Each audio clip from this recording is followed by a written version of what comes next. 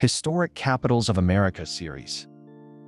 This is a journey through the cities that governed a nation. Columbus, Ohio. The crossroads capital of Ohio. Where the Scioto and Olentangy rivers meet, Columbus tells an unusual capital city story. It was not an old port that gradually collected government buildings, and it was not Ohio's largest settlement when its future was chosen. Columbus was planned near the center of the state, then built into the role assigned to it.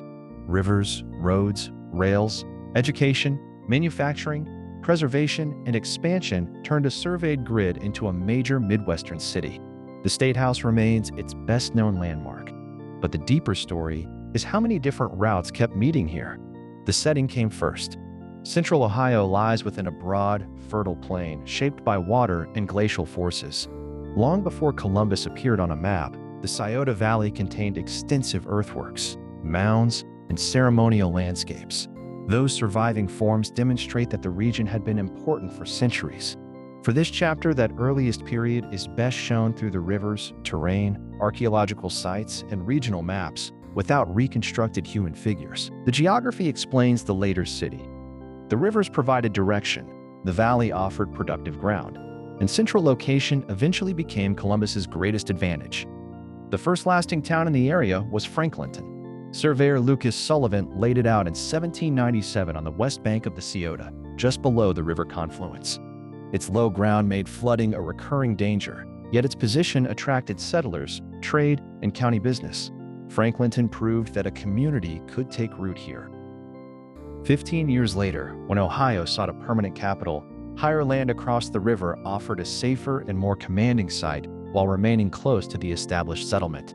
In 1812, state officials selected the new location and accepted land for public buildings. Surveyors laid out broad streets in a regular grid, with Capitol Square at its center.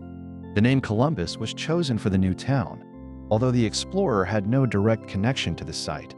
Lots went on sale while tree clearing and construction began. State offices moved to Columbus in 1816, and the settlement was incorporated as a borough that same year.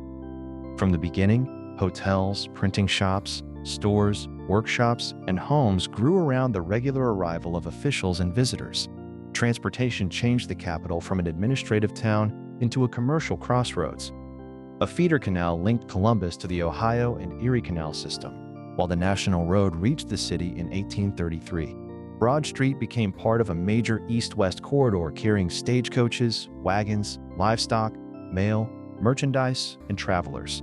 The stronger connections encouraged warehouses, taverns, shops, and services. Columbus became a city in 1834 with about 3,500 residents.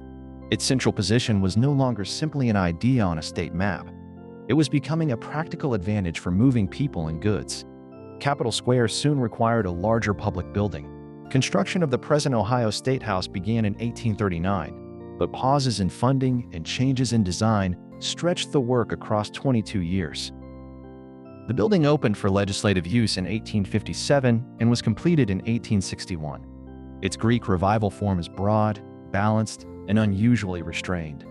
Rows of columns, pale Columbus limestone, and a low drum-like cupola give it a distinct silhouette.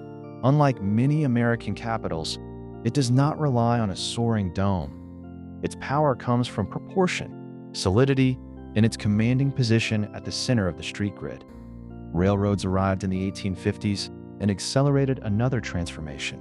Union Station connected Columbus with cities across Ohio and beyond, while factories and freight facilities spread near the tracks. The Columbus Buggy Company, founded in 1875, became one of the nation's major makers of horse-drawn vehicles before entering the automobile business.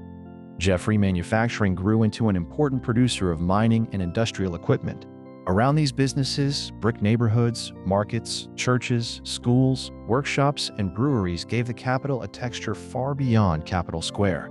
German Village still preserves many of the narrow streets and sturdy houses created during this period. Education became equally important. The Ohio Agricultural and Mechanical College was founded in 1870, opened classes in 1873, and took the name The Ohio State University in 1878. Its campus north of downtown grew from farmland into a major center for teaching, research, medicine, engineering, agriculture, arts, and athletics. The university brought a constantly renewed population of students, faculty, researchers, and visitors. It also helped shift Columbus toward an economy based increasingly on knowledge, professional services, healthcare, and technology. The rivers could create opportunity, but they also carried danger.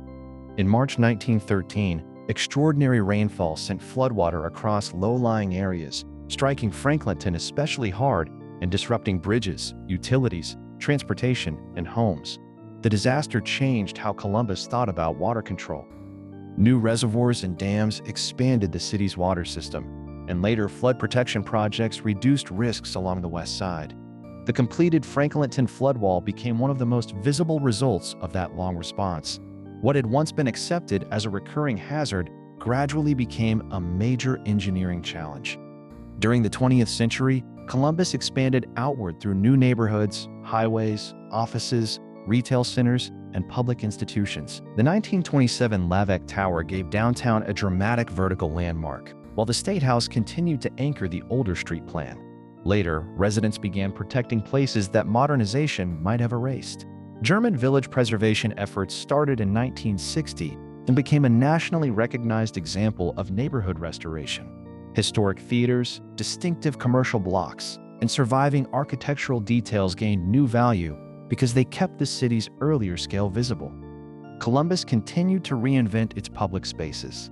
COSI opened in 1964 and moved in 1999 to the renovated former Central High School site along the Scioto, joined to a large modern addition. Downtown riverfront parks, trails, bridges, fountains, and lawns returned attention to the water that shaped the city. Today, the State House, Broad Street, Franklinton, Ohio State, German Village, the Short North, COSI, and the Scioto riverfront reveal different stages of one continuous story.